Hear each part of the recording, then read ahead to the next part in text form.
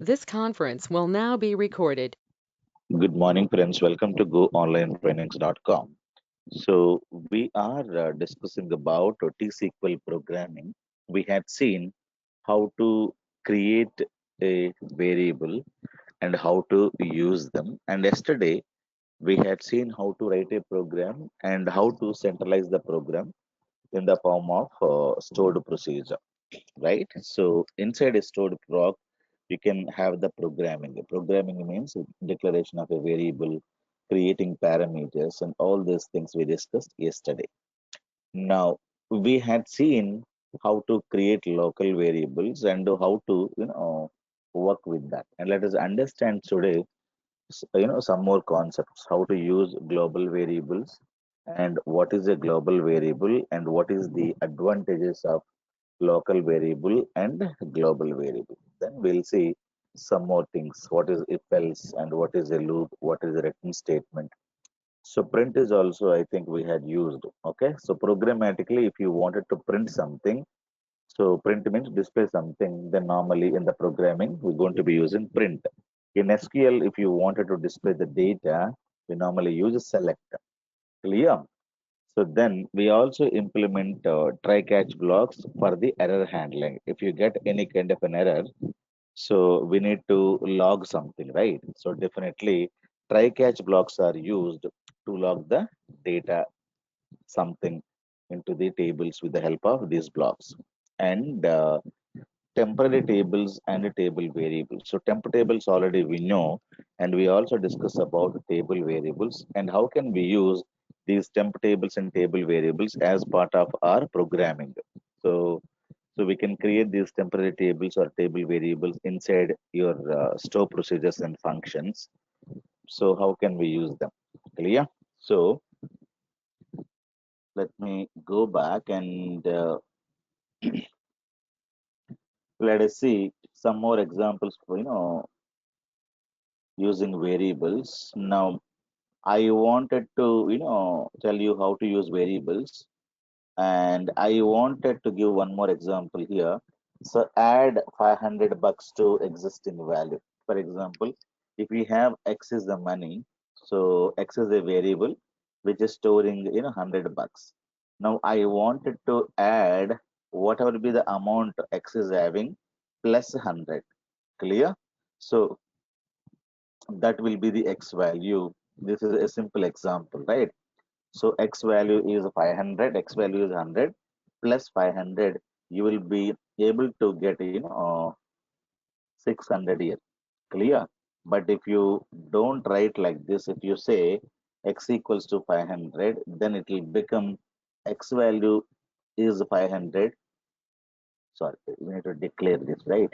X value is 500, but you're not going to add 500 to existing value. Definitely you need to add. So as we know already, we cannot execute one by one. It is not going to be executed like this. Clear? So as soon as the execution is over, so first what happens when you execute this program? So this is what is your RAM, right? Memory. In the RAM, what will happen? So X variable gets created. What is the size of the X? Size of the X is the money. Money is 8 bytes. Okay. So I know if you wanted to know it, just Google it. What is the money, data type in SQL? It'll show you in Google 8 bytes. Okay. So 8 bytes block will get created in the memory and 100 gets stored here and X value is already 100. X 100 plus 500, 600 will be done because of this statement, and this 600 will get assigned. This is what is called equals to operator, or we can say assignment operator. Okay, so this is what is called equals to operator, assignment operator. So in this statement there are two things that you need to understand. The step number one is this. Step number one is we have 100. Okay, plus there is a 500 here. So the first operation would be 500 plus 600. That is the step number one. Clear? So after that, what will happen? After that, this 600 will get assigned to X. So whatever it is there, so this will get erased. So you will be able to keep 600 here. So assignment is the second step in this. Okay. So that's what you need to understand. So 600 will be there. You're going to be printing. So once the execution is over, once the execution is over, so this will get erased immediately. By whom? By operating system. Clear? So remember this. So variables are not permanent in the RAM. As soon as the execution is over, the variable will get automatically deleted or erased. Clear? So nothing will be there. So that you need to understand. Clear? So here we have two operations. So this is plus operation and this is what is called assignment operation. Assignment of operation means whatever be the data that you're going to be getting, this is going to be stored inside your X. Clear? So that's what you need to understand. So X value equals to 100 plus 500, 600. The 600 is going to be assigned. Clear? So 2, 6. So this is what is called assignment operator in this. Clear? So, so what is here also, this is what is called assignment operator. What is meaning? So X is a block and 100 is going to be assigned to X. Clear? So this is what is called assignment operator. In C language also, you would learn this assignment operator. Am I clear? So be clear in this context. So whatever we are doing, you must know clearly. Now, if you wanted to swap two numbers, so I'm creating in number called 10 here and declare y equals to 20. So there is a shortcut to this. Instead of writing like this, nowadays people also writing like this equals to 10. This is also valid. So instead of writing like this, you can also put like this. It is also valid. Clear? So declare x integer equals to 10 means it is instead of writing set like instead of writing like this, you should be able to write like this. This is a shortcut way. So x is a what? X is a variable. X is not an integer. So people may ask you, what is the meaning of this? You cannot say x is an integer. So that is completely wrong. X is a variable which is capable of storing an integer. What is the statement? Okay. Y is an variable. So variable means it can store any kind of a data, but all integers data. Clear? So y is a variable which is capable of storing an integer. Clear? You cannot store multiple data in a single variable. So in any programming language, maximum a single value can be stored. So x is a 10 and y is 20. Now I wanted to show you x and 10. Then what I'm trying to use, I'm declaring one more variable called z. Clear? So y value I'm keeping into z, x value I'm keeping into y, z value I'm keeping into x, and I'm putting null here, and I'm going to do this. So if you wanted to swap two numbers, so this is what is your RAM, right? So it is what is your RAM in the memory. So what happens first? You are going to be getting, let me just, so what will happen? So first you are going to be getting x. Okay, this is what is called x, and you are going to be having y, right? So x value y, and this is the 10. So 10 and 20 goes here. So I'm going to be printing the same thing because print x print y, it'll show you 10 and 20. After that, what I'm trying to do, I'm trying to create one more variable. So the variable name is called z. Okay, z will get created. Now y value will go to z. What is y value? So this is the value will go here. So this will get a 20. Very good. Now x value will go to y. X value is going to come here. Okay. So here it will become 10. The next step, z value will come to x. So this is a z. Z value will come to x. Okay. Now this is what is called 20. Okay. So after that, Z value make it to null. So Z, you are not putting anything. It is a blank. Null means a blank. Clear? Now what we are doing? So now printing x equals to 20, y equals to 10. So that is what we are going to be doing here. Clear? Now let me erase everything. You should be able to print x value, y value, and z value. Clear? So using one more variable, you should be able to swap the data and whatever be the variable that you're using. So there, you need to make it a null. Null means a blank value. Clear? So this is how you should be able to swap. This is one logic, but you can have multiple logics. Multiple logics can be written to swap the two values. Okay. So when you write C programming, so people are going to be teaching you this kind of a simple programs there. That's it. Okay. It's not very complex. So slowly when you do this kind of a programming, you will be able to definitely get advantages of understanding the logics and creating the programs. Now how can we use variables with queries, right? So SQL and T-SQL. So that is where I'm going to be using. For example, okay, variables are good, queries are good, but how can we use variable as well as our SQL queries?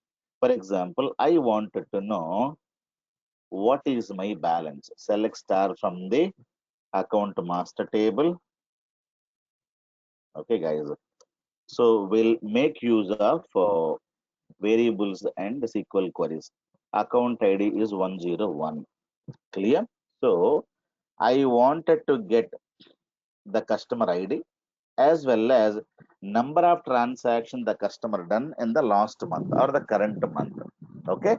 So sometimes, when you go to your banking application, so you install your Citibank application in your Android mobile or, Apple iPhone. So when you click on it, it will show you the latest transactions, right?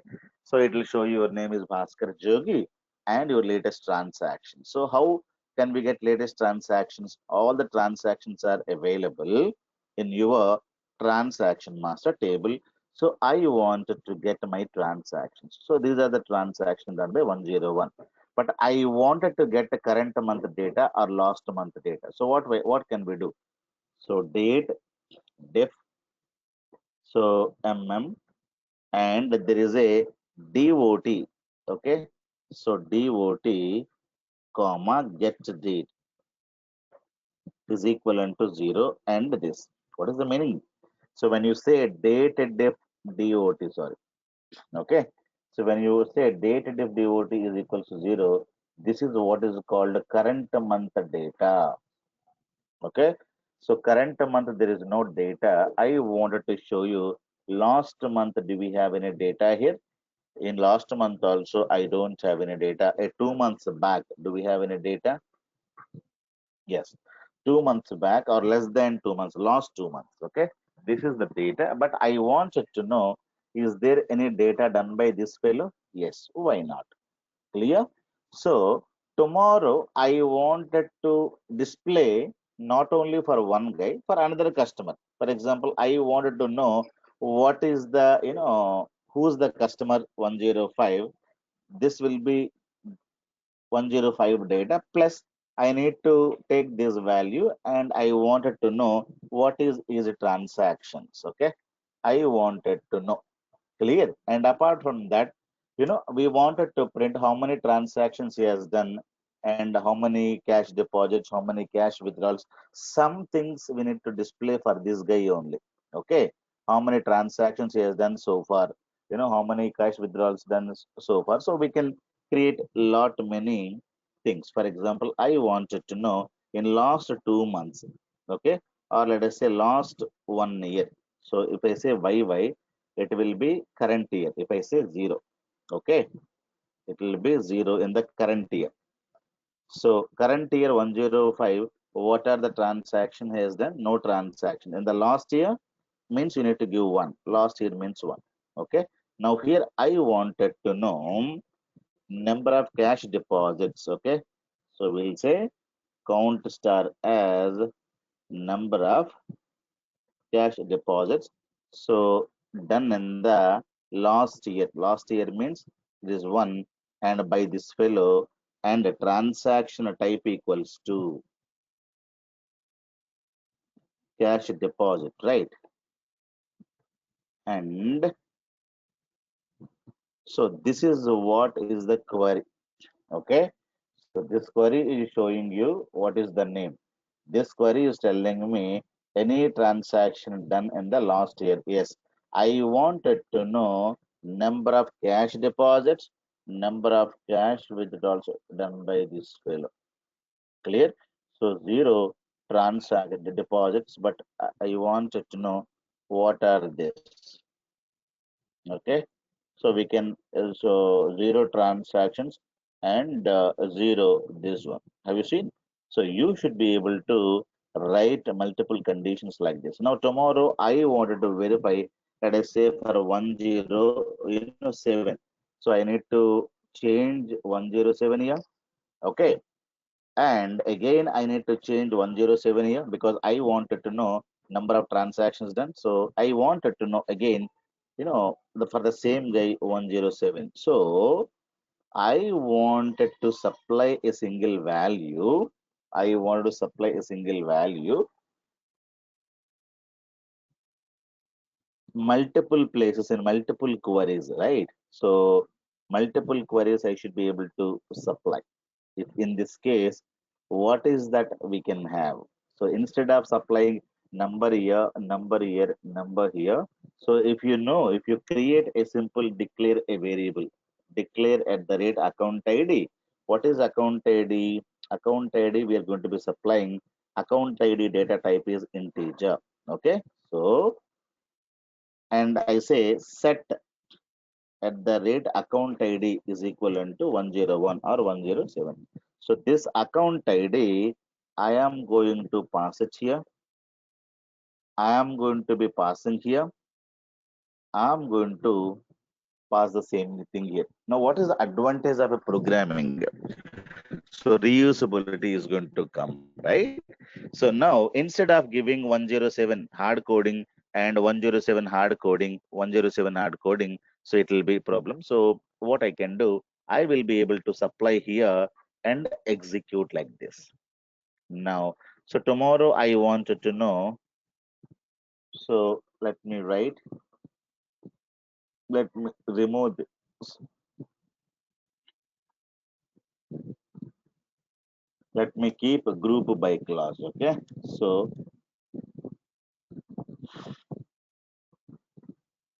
transaction type wise, number of things that these people have done it. So number of transactions. Clear? Now you should be able to know. So here's the billing, and she has done these many transactions, and so it is the last 1 month, right? We're talking about last 1 year. So it is last 1 year. So how many transactions they have done it? So we need to execute from there to here. Okay. So these many transactions is done a total 17, 9 cash deposits and 8 cash withdrawal. So this complete data I wanted to display. Okay. So I wanted to supply some variable data. So one is this, second one is this, third one is this, right? So you are going to be creating like this. Now, if I close this, what will happen? If I close this window, if I have written beautiful queries, query number one, query number two, right? Query number three, total three queries are there. So can I make use of these queries multiple times? Reusability? Yes, you can do that. If you close this, the queries are gone, right? But how do I make it centralized? Clear? So that is where we can use what is called as a programming, what is called as stored procedures. So this is what is the programming. Declaring a variable is a programming, right? So I wanted to create a stored procedure. Use iBank. Clear? Because we cannot use a view, because a view cannot have a programming. View cannot have this kind of a input parameter, and view cannot support three queries at a time. In a single view, you cannot. Only one query can be written. Am I clear? Now I wanted to create a stored proc, create a proc, and user stored procedure and get transactions. And I wanted to give as begin for and at the end. So you need to press tab so that the code is going to go inside. Clear? So as begin and at the end you need to write end. That's it. So creating a procedure is very easy. So these lines only you need to write. Why are we writing this code inside the store procedure? Because I wanted to reuse the code, and I don't want to hard code by declaring a variable. So this I'm going to be deleting, and I wanted to convert a input parameter. So input parameter means without declare, you need to say account ID integer. So what is this? So USP get transactions is a stored procedure which is going to be accepting one input parameter. This value has to be, supplied at the time of executing a store procedure, and whatever be the value that you supply, that is going to go here, that is going to go here, that is going to go here, and these three lines will get executed, and you should be able to get the data. So this is how you should be able to understand and create a stored procedure. Let me create a stored procedure like this, and stored procedure is created, right? Once you create a stored procedure, you can also delete this code, nothing will happen, you close this, because the code is centralized where you go to ibank database and refresh. You should be able to know your code as part of here. So what is the code that is there? Get transactions. If you wanted to see the complete code, right click on this, say modify. Clear? Right click on this and get modify. You can just delete these three lines, and this is what is your code. It is going to show you with the alter. Clear? So this is one way you can see the code. The other way to see the code, you can also use sp underscore help text and stored procedure name inside this. Okay. What is the stored proc name? So this is the one. Control C and Control V. So let me execute it. So this is going to be giving you stored proc name. Copy. Click on this corner. Click on this corner. Copy the code and paste it here. Control C and Control V. This is a stored proc that is been created, and you are seeing all this data clearly. Clear. So what is the load inside the stored procedure? The load is it is executing query number one, query number two, query number three. Now you tell me, many people will say me, sir, stored processes are very complex. Now tell me what is complex in it. You are writing these four lines and these lines, and the complexity involves here. You should know what is a group by clause, what is a where clause, and extra only one thing that you should know, what is the input parameter. That's it. So stored procs are not very complex. What is complex? You don't know how to write queries, because stored procs end of the day will have insert, update, delete statements only. Stored proc is not going to have anything else. Extra one thing that you need to learn, that is a creating a input parameters. That's it. Clear? So that is what you need to understand. So stored procs are not very complex. Many people will tell me, sir, declaring a variable is a confusion for me. Sir, what is the input parameter is confusion for me. So nothing. Input parameter is confusion for me. So nothing. Input parameter means if you wanted to supply some data, so that can be possible with the help of this fellow only. Clear? So this is the, it looks like a variable only, but it is going to be taking the data from the customers, from the client applications. Clear? So that is going to be displayed. It is going to be created in the RAM again. Clear? So a box get created, and so whenever you execute the stored proc, this is what is the RAM, right? So where is the RAM available? RAM of the server, right? Not the RAM of this. Okay, in the RAM, because this will get executed in your, so this is available in the server, right? In the server. So the client application will say execute proc name. So when you say execute proc name, so this will get created inside the server side. Server side, there is account ID will get created. The client application, for example, you go to ATM and you put your ATM card, debit card, credit card. So ATM machine is going to be reading the account number from the card. Okay, that will get stored where in the client side machine, clear, in ATM. But ATM should not give that account number, so that has to go to the server because the data is available in the server, right? So the account number is going to be sent to the server. The server will create, so a a parameter, and whatever be the the value that is going to come from the client, it will get stored here. Okay, so 101, so that will go here, then that will go here, and that will go here. Clear? So there is a client application is going to call the exec. It will say exec stored proc name, and so whenever you give your account number is 101. So these three lines will go from where to where, from client to the server. Okay, so it is going to be calling the stored procedure, and the stored procedure will create this block. Okay, in this block, whatever be the value that is going to go, that is going at the time of calling the stored block, this value will be stored in this. Now, this value will get executed, will be given to this at the time of calling. That's it.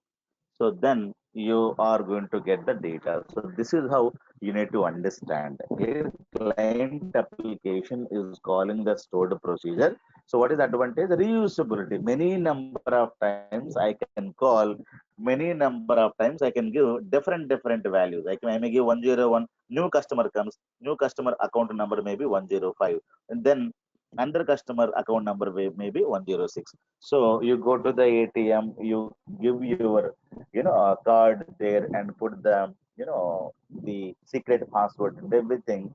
So later the transactions are going to happen. So what is the advantage of a stored proc? Can be called multiple times. The create ones can be called multiple times from the multiple machines, multiple servers, right? Multiple clients actually. Clear? So this is what is the reusability of the code. Create once, and the stored proc is available in the server side, and the client application may be Android application, Java application, SAP application, .NET, Angular JS, Python, X, Y, Z. All these applications are called as client applications only. So how the client and server is going to communicate? Maximum time, client is going to be calling a view, client is calling a stored procedure, client machine is going to call a what? Client machine is going to call a function. Remember, the client machine and server machine are going to be communicating via by calling a view, by calling a stored procedure, by calling a function. So how the calling is done in the client machine in the Java and .NET? Very simple. For the stored procedure, we'll say exec stored proc name and input parameter. For the views, if you wanted to call in the client machine, so select star from the view name. If you wanted to call a function, select function name. Clear? So that is how the communication is going to be happening. Clear? So always you need to understand, writing a stored proc is very easy. Understand the requirements. What is that they wanted to have? They may ask you, okay, you are always giving me only 1 year data, but now I wanted to know last 2 years data. How do you modify this? How do you modify? Because it is going to give me always last 1 year data only. I wanted to know last 2 years of data. So how do you do? So then you can make this as a you know uh, input parameter. You can have alter. So I wanted to have for which account I need to get the data, for what is the duration I would like to get the data, tenure or the duration or the time period. Okay, tenure integer, or I can say tiny int. Tiny int means it is going to be 1 byte and getting 0 to 255 positive numbers. Okay, so this is one input parameter. This is one more input parameter. So there is a comma and there is no declare, so I'm going to be altering. So the tenure I'm going to be taking, and instead of writing one is hard coding, I will be able to keep like this. So I will be able to keep like this. So that means the customer may give you, I wanted to have either 1 year transactions, I may supply two, I may supply three, I may supply four. Clear? So that's it. So this is one parameter. This is one more parameter. Now I wanted to supply, and you can just delete that. If you wanted to see the code, you can just write this and go copy, and you should be able to paste it. So this is the latest code. Now two parameters. Parameters what? Whatever the customer wanted to supply at the time of executing a stored proc. Clear? So for example, you go to ATM machine. What is that you supply? First you put your debit card and you say ATM card pin number is blah blah blah. So then the machine is going to be reading your card and get the account number. One input is gone already. Second input, I wanted to know 10,000 rupees cash or $10,000 cash. The second input you need to give what is the amount that you wanted to withdraw. That is the second amount. Clear? So like that, so you can have multiple inputs. So you can give, right? So in this context, I'm supplying to, I wanted to call this. Now, if I wanted to call this, so how to call in the client application said, call a stored proc is very, very simple. Exit stored proc name is this, right? Stored proc name, control C and control V. And the first, what is the account number? So, for example, 101, comma, there is a comma here. You also put the comma. So, tenure, last 1 year transaction you wanted to see, last 5 years you wanted to see, that number you can write. Okay. So this is the call is going to be coming from the client side. Client means you go to the ATM or you open your ICICI Bank application or Citibank application in your laptop. So you open a website, right? You open a Citibank website and you go inside and there is a button, get latest transactions. That's it. So when you open automatically, your number is taken that you don't know. Okay, your number is taken and it will ask you how many years of data you wanted to see it. So this will get executed. Now that's it. So it's applying 101 last 1 year, or I wanted to know 2 years back data. Okay, I can give 2 years back data. So say 2 years back I did not do. Last 5 years, 5 years back, did I do any transactions? So I did not do any transaction. So this we can say. So two, one. I wanted to see the current year data. Current means zero. So current means you need to supply zero. So any transaction done in the current year, no transactions done. Let me show you some data by adding some numbers. Okay. So update transaction master. All these things you should do it. Set transaction date DOT equals to current month 2021. So 20. Okay, where account ID is equivalent to 101. Okay, so all the wherever there is a 101, so it will get modified to this. I don't want to modify the complete data, so select star from few rows only. I wanted to modify, not all the data. Now where log, let me control C and let me control V. Only some transactions I wanted to modify. So these many things. So transaction number 815 onwards, I would like to modify. So transaction number greater than 814. Okay. So 814 is not there. 815. So this data will get modified. Okay. So I'll write in this in the where clause. Okay. If I execute, I will get this data. So I'm going to be supplying, updating these three records. Clear? So if I execute now, I will be able to see, you know, 101 in the current month. Okay. So this is the transactions that they have done it. So only cash deposit is done. So like that, you should be able to have some data transaction. When you execute, you should be able to see for 101. So you have total how many transactions? Total one, two, three, three cash and one this one, right? Total four. So when you execute like this, current year for 101 only, right? So for 101, so I wanted to get, so it is showing only cash deposit. Why cash deposit?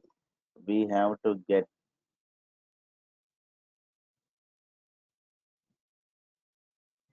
because here if you wanted to put 0 and 101, this data is going to go there, right?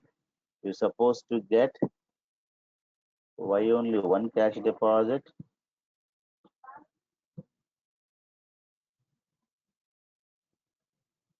If you wanted to see the data, let me execute this data. This is how you need to debug.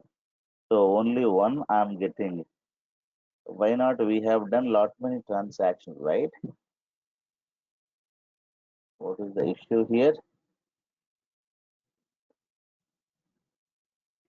If you go to the end,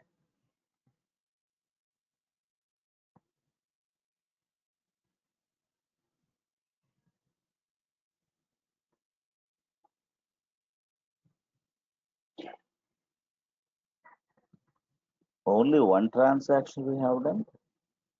But if you see, okay, one transaction only it is showing after 814. Let me include one more thing for this, okay? Let me do it.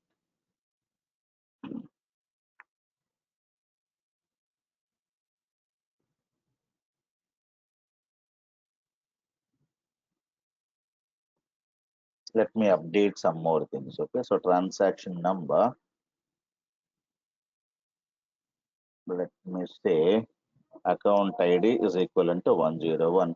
Let me update one by one, okay? Few more. It is not getting updated. So 817, let me update it. So DOT,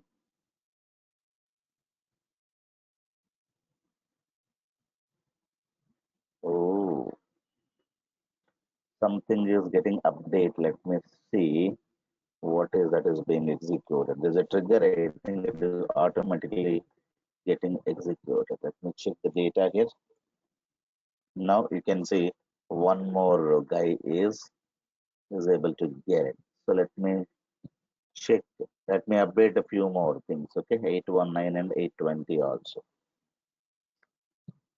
819 and 820 also. I wanted to make it. Okay, so transactions been done. Now let me execute this prog. Okay, so how many transactions these guys have done? Cash deposits only done. Clear? So I have some data. Whenever I'm making any change, if you see carefully, there are three things are going on because I have few triggers on the tables. Okay. So if you wanted to see the trigger on the table, you go to the table and you can see the triggers here. Okay, so these triggers are doing something. Let me delete these triggers. Because of this only, the modifications or updations are not going on. Okay, so triggers are just like a stored procedures only, but triggers are used. Okay, triggers are used to validate the data.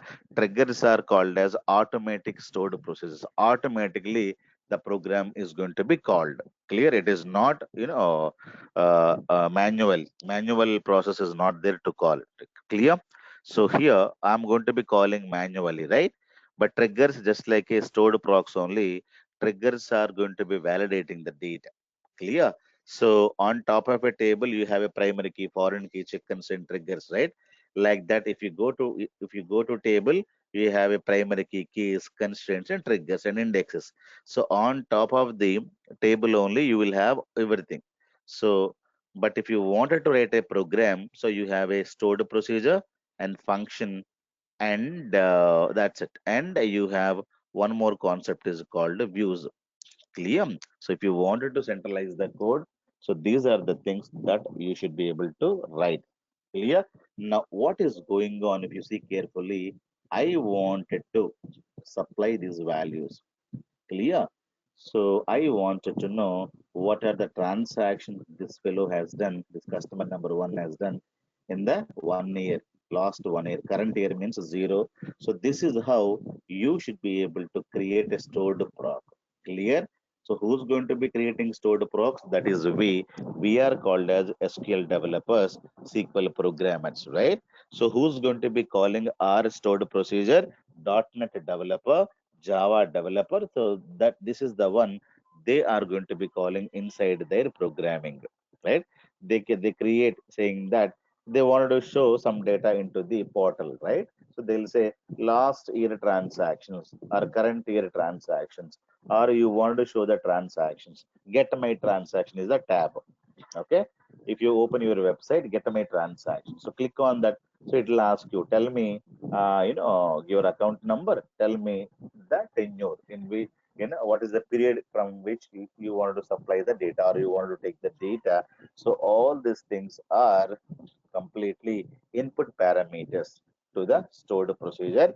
But this client application is going to be calling this proc only. Clear?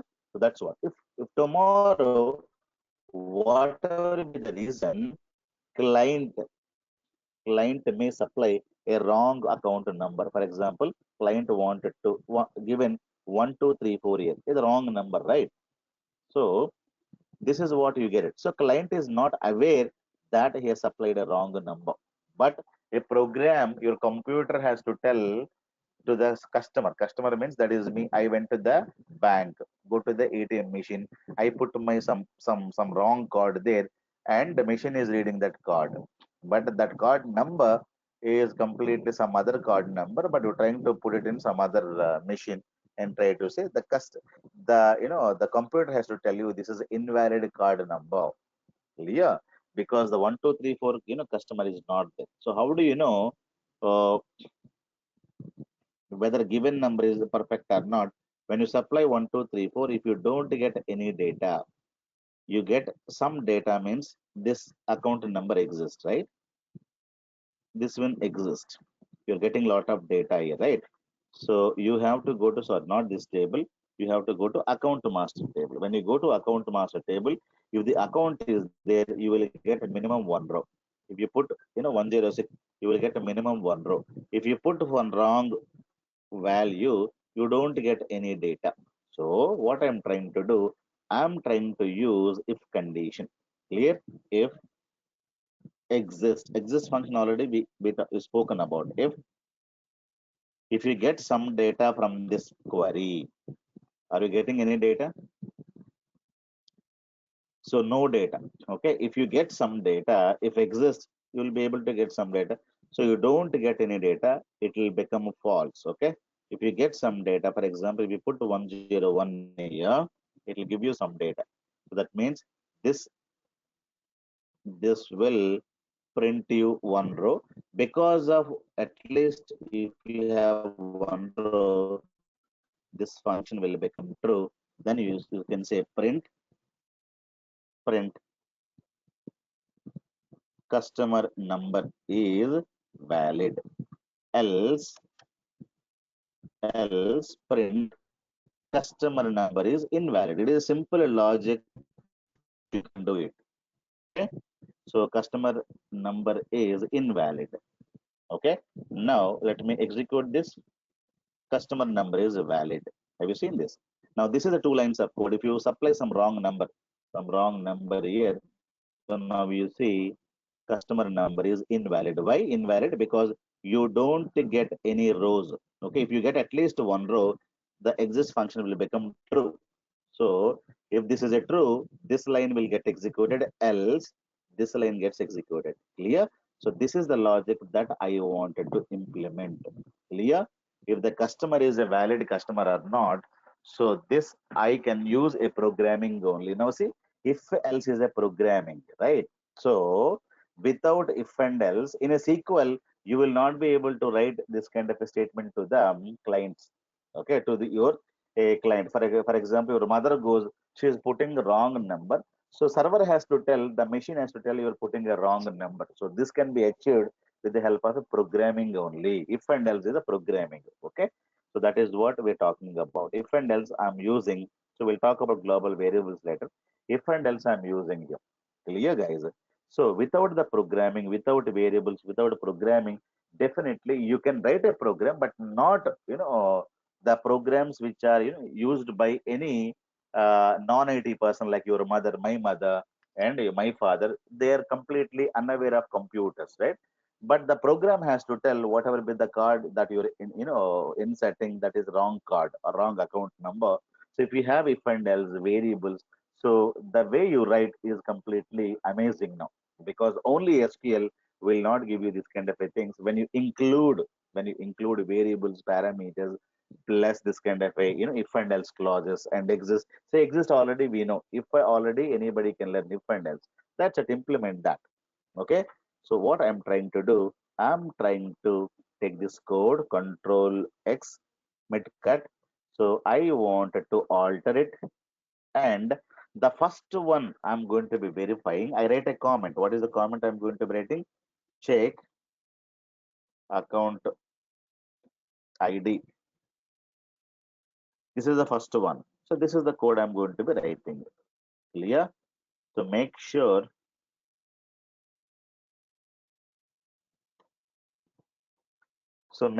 you should not hard code. So what is that? Whatever be the account number that they are giving, that will come here.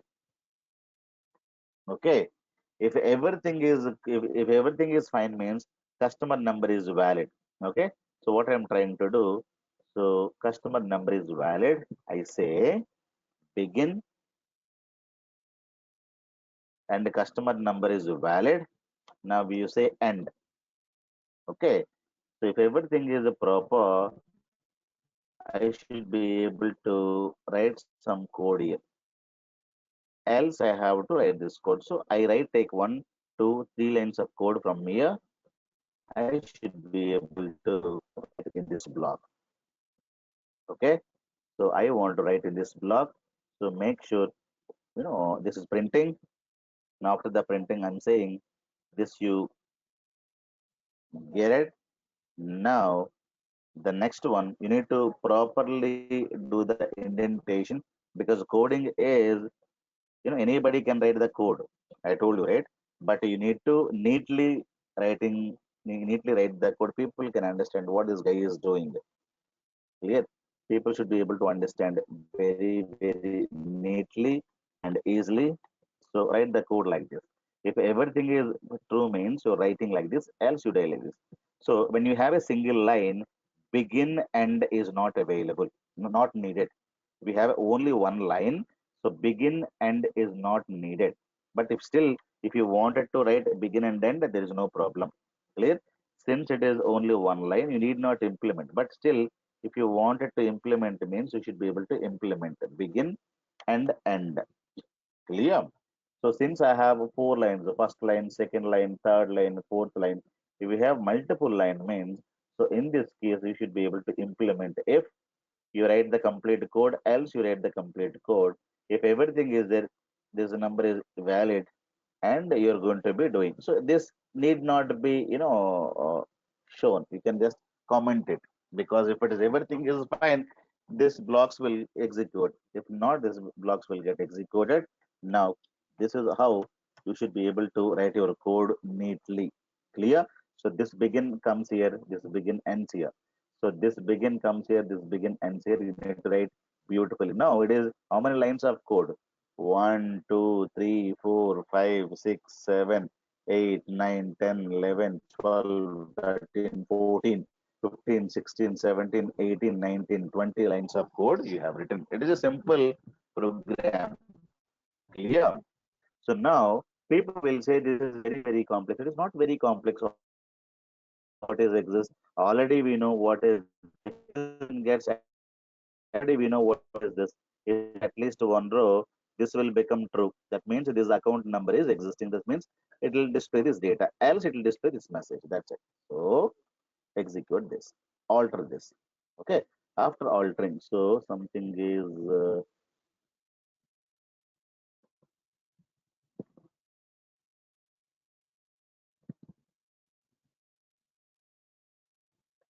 oh, I think this is the one. Right here, I need to write. This is one thing has to come here, and the group by transaction type, number of transactions that they have done it. Right, is not this, and count star,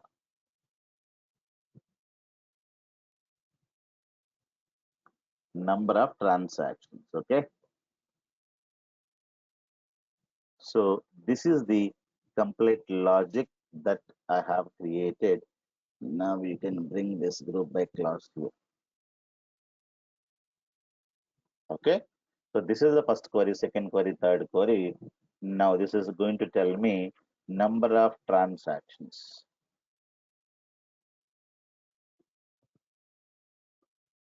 Number of transactions, blah blah blah. So this also tenure, right? Tenure also we're supplying. We should not give like this. And this is one more query. I want to have it. So everything is fine now. Let me alter this. Okay, now it is getting altered. Now, if I give you some wrong number and give the tenure is zero, now it is telling me customer number is invalid. Have you seen this? Customer number is invalid. So this you should be able to achieve with the help of simple parameters, simple exist function, and if and else clause. This is what is called a programming. This is what is called a programming. If everything is smooth, if everything is smooth, you should be able to get 101, last current year data. Zero means what? Tenure is zero, so zero is going to go here. It is current year data, so that I wanted to get it. When you execute it, you are going to be getting current year, these many transactions done by 101. So 101 last year means one. So this is how you should be able to execute. You should be able to execute what last year. So these many transaction done by this value. And if I say 171, do we have 171? This account is not there. This account is what? This account is invalid. Clear? This account is invalid. So you should be able to write all these things. Clear? So all these things need to be verified clearly. So this is the programming that is done. And how many lines of code you are writing? You're writing more than three, and you're writing and trying to use the stored procedure. So can I write the program inside view? No. Views are do not support parameters, no programming, only one query is allowed, no if and else statements are allowed. So definitely views are already failed. If there is, if you cannot use a view, then the next one is you can go in for functions only. You can go in for a stored procedures only, or you can go in for a function. Either you can use stored procedure or a function. But when should I go in for a stored procedure? When should I go in for a function? That we can discuss later. But definitely to centralize your code, and if you wanted to implement a programming, so definitely as of now, you can go in for a stored procedure, but not with the view. We have views already studied, right? If not, please study. I have given you the views sessions already. Please watch them. Clear? And don't say that I do not know about views. Clear, guys? So this is how you should be able to write simple programs. Clear? So this is what is your stored procedure. Now, even though you close the stored procedure, you need not worry, and you can simply go back and get the complete stored proc anytime. Okay, anytime. And if you wanted to see all your stored procedures, okay, people may ask you, get all my stored procedures. If you wanted to see all of them, there is a query, select star from the sys.procedures. Okay, this is a system table that is going to be giving you all procedure names in your current database. Current database is iBank. So these are the stored procs. Total 25 stored procs have been created. Clear? So every stored proc will have a ID, right? Every table has a id, every man has a id, every room has a id, every building has a id. Like that, every table has a id, every stored procedure has a id. The id is a unique number or a primary key. This is called as an object id. Clear? So this is a user defined stored procedures. Clear? If you wanted to know stored proc names, you can say like this is the stored proc name. If you wanted to drop all the stored procedures, what I can do? I can simply say plus means concatenation. I can write like this: drop proc and proc name. So you see, you will be able to get a this kind of a syntax you can generate. See now. So for example, I wanted to drop this, drop a proc name. So I wanted to drop. I would like to drop this. So whatever you wanted to drop it, so that can be, you should be able to drop very, very easily. Clear? So whatever you wanted to drop it, you can drop it.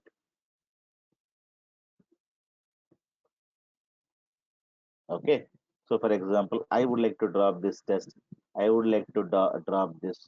So whatever you wanted to drop it, you should be able to drop them. So all of them, so I should be able to drop them. So whatever you wanted to add, so that you can easily drop. Clear? So whatever you wanted to drop it, you should be able to drop it. Okay. Now see the stored procs star. So how many stored procs we have? You have now 15 stored procs. Clear? So that is how you can have whatever you wanted to do it. So so it may execute. So all these things very, very easily. So drop a proc name. That's it. Drop a proc name is going to be deleted one by one. That's it. Clear, guys? So if you have any questions, you can ask me. Otherwise, that's fine. Clear? So we discussed about a stored procedure, and we had seen only one thing, that is what is called local variables. Okay. Now let us talk about global variables. Global variables are system defined variables. You're not going to create these variables. Clear? Let me show you what are these global variables. Let us understand. These variables are given by SQL Server, by Microsoft itself, created using at the rate symbol, already declared with values, read-only variables. We can only print or select the data from the variable. Clear? So you need not create this variable. These are already defined. So if you wanted to use the data from there, you can use it. For example, I wanted to know what is my SQL Server version. You can say at the rate version number. This is the global variable. So if you wanted to know what is the SQL Server version, you can say select at the rate version. I am not declaring this. I am not declaring this. My version is this version. You can copy this and open Notepad and you paste it. What is the version that has been installed in my computer? So this is what is I have installed it. So this is the version I have installed, 2019 RTM version, and evaluation copy 64 and Windows 10 I have installed. Clear? So global variables are read-only variables. Already the variable is there, and only you can see the data from there. Clear? For example, if you want to have a water, either you can buy a water, so or you can buy a bottle, put the water and drink the water. So everything is done by you. That is the local variable. You declare a variable, you put the value, you use the value. Okay. You buy a empty water bottle, you clean it and you put the water, you drink it. So everything you're doing. So there is a water station, there is a water bottle supplied by your college, so you need not go there. Their water bottles are already kept there. That means what? You simply go there and drink the water from the water bottle. If you go to any function, you are not going to carry a water bottle. Already water is available there with the bottles. Just go there and drink it. So those are called global. Global means you're not declaring them, you're not buying them, you're not filling them. Simply you're drinking the water. Water is already available in the water bottle. So that is what is called a global variable. Global variable means you're not going to be buying, cleaning, putting nothing. You go to the function, the water is ready in the bottles. That is called a global. Somebody is putting, who somebody here, Microsoft is giving you some variables with the data, some water bottle with the data in a function, right? So those are called global variables. Global means anybody can use it, but it does not, you need not create them. Clear? So for example, I wanted to know what is the version of the SQL Server I have installed. So this is the version we have installed. Clear? So that is what is the thing. Command you should know. You should use it. This is global variable. Always you need to use at the rate version. You should not give space. I had seen many people are calling me, sir, it is not working for me. Space is not going to work, and it is not version. And I wanted to know what is my computer name, what is my SQL Server name. So, so print at the rate server name. So when I execute, my computer name is Kedar. My SQL Server instance name is Kedar. So server name means I'm talking about SQL Server name. So what is the instance? What is my SQL Server setup name? Is Kedar. Have you seen this? Now these are the commands that you can use it. At the rate is one more global variable. It returns zero if previous SQL statement is successful, else returns non-zero. So if everything is smooth, it will give you zero. So green flag. Else it is going to be giving you some other non-zero. So then it is a red flag. Clear? So for example, I wanted to execute this. If this could be insert, update, delete. So when I execute, if everything is successful, then I'm going to be getting zero. That means the above statement is successful. This statement is successful. If there is a wrong name I have given, so this table is not available, so this will become non-zero. So the above statement will fail syntactically. Invalid object name. If you go here, you're going to get 208. So what is this? So it is the above statement is failed. So where can we use all these things when the communication is happening? For example, I have given a work to the stored proc. Stored proc is failing somewhere. So I am assuming that if everything is zero, if everything is properly happening, stored proc has to give me a zero indicator. Means everything is getting executed. If there is a problem, then stored proc will give me non-zero. To whom? To the client. Client means ATM machine, right? So the communication is happening from server to the client. That is fine. But when both of them are doing some work, for example, I had given you one work saying that you buy some apple. I am not interested in whether you get apple or not. I wanted to know whether did you reach a shopping mall. If you say zero, yes, zero means done. I'm fine. So that step is done. So then you went to are you able to buy apple? Now you say non-zero. That means you have reached the market. The next step, you wanted to buy but non-zero. Why you're not able to buy? I'm not interested. But there's a problem because of that you did not buy apple. What is the problem? Apple is not available in the shop. Clear? So I wanted to know step by step indication. So where is the issue? So zero shop, you have select statement one, select statement two, select statement number three. And after that, I wanted to know, I need to get a zero. So the client application wanted to know, okay, first step is executed, client application will get a zero. Second step is executed. What is that? So stored proc supposed to buy an apple, so it is failed because the shop does not have an apple, right? So it is not able to buy, right? So when something is not available, then I can take a decision. What I should do? Okay, if something is not available, you come out. We cannot do anything, right? The execution can be stopped from there and you should come out. Okay, so if you give one or two works to the stored proc, and the client should know which step is going on, which step is failing, because buying an apple contains three steps: go to the shop, pay the amount and get the data, and come get the data and give the data to the apples to Bhaskar sir, right? So now all these things have to happen. Then only the complete buy apple is a transaction that is successful, right? But you may have any kind of an issues. You're going with a bike, you met with an accident. Now what is happening? So the step number one is failed. You will get a non-zero. Clear? So anything can go wrong. How can we capture that issue? And where is the issue? That can be captured with the help of error. So if you write a line, immediately write this line. So if the at the rate error not equals to zero, that means it is, and equals to zero, that means the step is successful. Then go to the next step.